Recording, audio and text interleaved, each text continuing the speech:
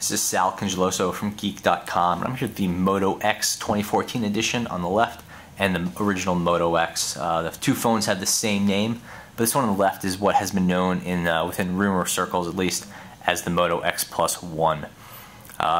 We just got it in earlier this week. We've had this Moto X for well over a year now. So I want to do a quick look because there are some really interesting hardware changes from the old model to the new one. First off, you could see in the side-by-side comparison is the new one is larger. It is a 5.2-inch display versus a 4.7-inch display. A lot of people liked that the Moto X was a smaller phone. It's really easy to use, single-handed. The Moto X+1 or 2014 edition, whatever you want to call it, it's not a huge phone at 5.2 inches, but it's definitely a sizable model. Another big change is to the exterior hardware. The Moto X is an all plastic phone. It's got a really nice high-end plastic back, a glossy front. This is a soft touch material, little indentation here. It doesn't feel cheap at all, but it doesn't feel premium either. Yeah, it got dinged for that repeatedly. The Moto X 2014 moved to a similar front, same with the glossy plastic, but it has a metal band around here, and you could, when you're holding it, you could really feel that this is a piece of metal there, and it has a nice cool touch to it. Cool as in not warm, but it looks cool as in awesome. On the back, the Moto X was supposed to ship early on with 5 or 6 different wood treatments, in addition to a huge amount of different customizable colors on the plastic pieces. But the wood ended up not coming out for, I forget what it was, but it was probably more like 6 months after the phone initially shipped. At that point, it was $100 more with not all the wood options that were supposed to ship, and so on and so forth. It was a bit of a mess. The Moto X+1 is going to be shipping from early on with this leather back, which is what we have, a black leather. It's also got a tan leather and then a natural leather, I think. And then it will have wood options as well. So you're going from a good feeling but all plastic phone with wood options later on that I don't think anyone really bought to just a straight up premium set of hardware. And then again, this leather, you could see that even in the past week it's gotten some character to it. I wouldn't say it's gotten beat up, but it definitely is something you're gonna not want to get wet, not want to scuff up too bad. So I've been trying to be careful with that, and even so you can see it. Also, you can see that the camera flash changed. That ring is noticeably more pronounced, and then this finger button. This is just so you could sort of, it's not a button, sorry, it's just a place to hold the phone and kind of get a little purchase when it's in your hand.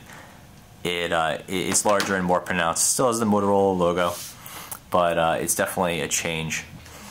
On the display side,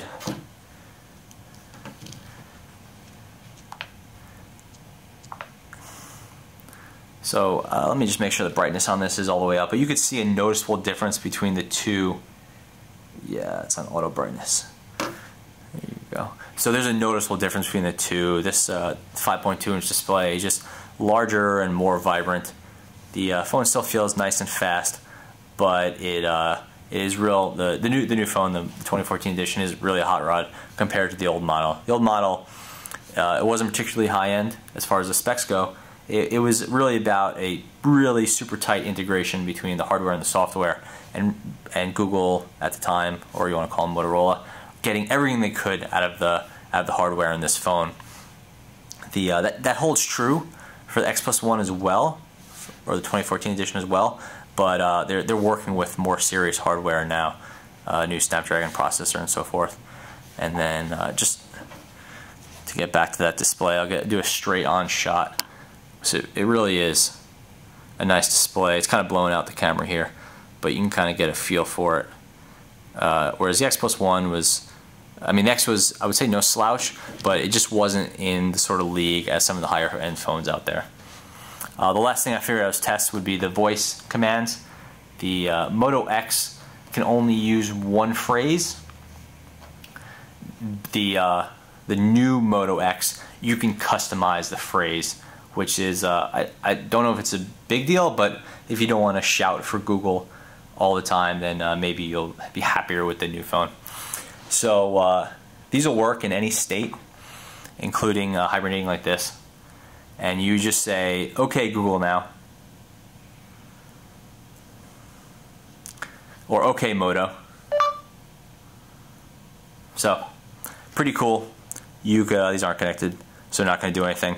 But so this phone uses the original phrase, which I thought was fine, but I like that it's "Okay, Moto," and which you know, it's just a little bit more convenient. And again, you're not calling for Google's help, which you may like or not like. The phones both still have the OLED displays, so when it senses movement or or it hears you walking around, you get that. You get the time to come up, and then you'll see if you have any notifications. This is one of the best features of this phone, I thought, because whenever I needed access to my display, just to see if I had an email or see what time it was probably popping up there to show me, and it has a really negligible impact on the battery life. Whereas with other phones, you got to reach down and you got to push the button, and then you don't have to unlock it, but it is an extra step. So if you have one of these on your desk, it's just a really cool phone to have handy. Anyway, that's way longer than I wanted it to be, but here's a nice, quick, or not so quick, but look at the 2014 Moto X and the original Moto X. This is Sal from Geek.com. Thanks for watching.